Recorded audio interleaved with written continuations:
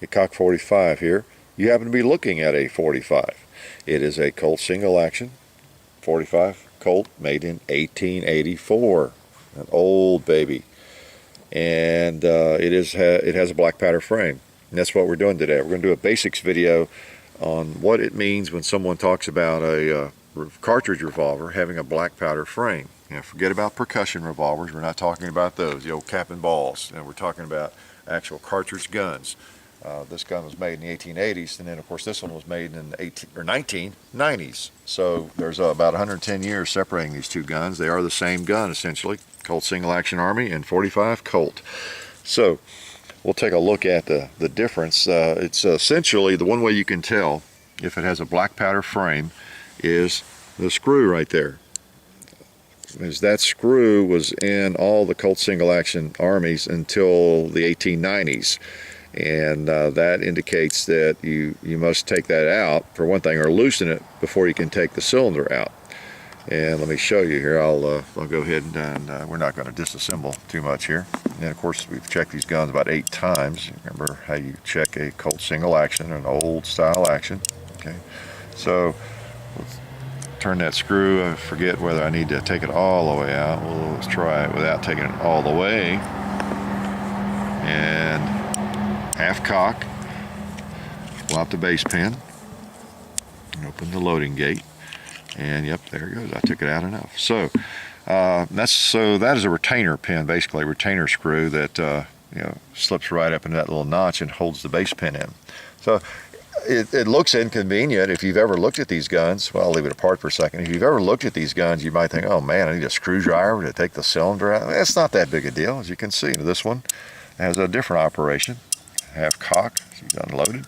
Has a cross pin, and you just push on that, and then that releases the base pin and enables the cylinder to move around freely and come out. See? So 2 different operations, not all that dramatically different. This gun, of course, is a smokeless gun, and you can shoot black powder in any black powder cartridges in any of the Colt single actions, of course. And I do get that question a lot.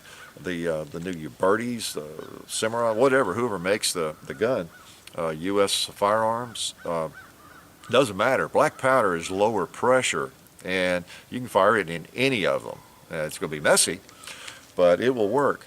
It's the modern powder that you have to think about. You don't want to take modern powder back into history. You can bring black powder up through history and use it in anything. You could use black powder in a brand new Smith & Wesson revolver if you wanted to. It'd be a mess, but you could do that. Okay, so this gun, if you see a gun that has a retainer pin like that, that tells you that you do not want to shoot smokeless powder in it. There might be people who take that chance. There are people who do everything, sleep on railroad tracks and whatever, but you don't want to do that. Now, if it's a reproduction gun, that could fall into a different category. I'm not sure what they're doing with the, like some of the Ubertis. They have replicas of these guns with the black powder frame, and I'm assuming they use modern steel in those, and it's not a big deal. I think those are made just to replicate the looks and the design of the old gun, but be sure you read your literature to make sure, because you don't want to, again, use smokeless powder in a gun that's not designed for it. The metallurgy was different back in the 1880s and 1870s and even the 1890s. The 1890s, as I understand, that was a time period where that began to change. And Mike Venturino writes about that in his books on the Colt Single Action Army. Depending on the serial number and the period of time in the 1890s, somewhere in the mid 1890s, they started using the cross pin method. But I think he indicates there's a certain range of serial numbers within even the 1890s where, even though they use the cross pin, you don't want to shoot smokeless in them. So you need to, my rule of thumb is, if it has a serial number that puts it anywhere before 1900, I'm not going to shoot smokeless powder in it. It's just that simple. Okay, so one or the other. But that's what people mean when they say a black powder frame. And in an old gun, that if it has that black powder frame, that's all you want to shoot in, a black powder.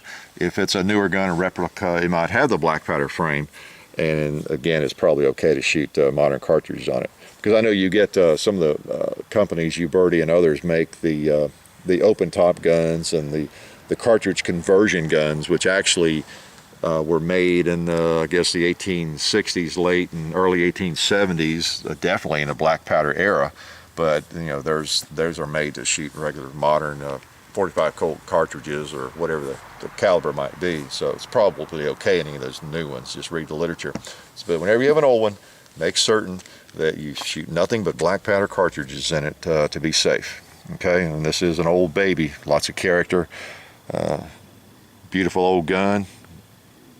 To the untrained eye and someone who doesn't know much about firearms, who doesn't like firearms, it probably looks like an old piece of junk. Not hardly. Think of the people who could have carried this very gun that were alive in 1884. Wyatt Earp might have sat on his front porch smoking a cigar, thumbing that hammer. Who knows? Actually could have happened. Could have happened. In fact, I could make up a story like that, couldn't I? And sell it for $10,000. Okay, so that's how that works. And then again, this one's newer. And the neat thing about these guns, one of the things I pointed out before, is that they haven't changed much over the years. You can see the guns are, other than the wear, they're the same design. It's pretty cool that since 1873, they're essentially the same gun, made about the same way, just a few minor modifications. And you know what? I cannot resist firing one. This again is mainly a basics video, but let's just take a couple of shots while we're playing. Let's see. Yeah, I've got a couple in my pocket just in case. These old things were meant to be fired. Look at those big 45 Colt rounds. Got to send a couple of pieces of lead down range. Remember, you load 5 in these old guns, so when you cock that hammer, falls on an empty chamber. And that's the way you'd want it to ride in your holster. In case it fell out, you hit the hammer. Okay, let's take a couple of shots here. Oh, let's see. Gotta shoot the cowboy, because he's a bad guy. Yes, sirree, Bob.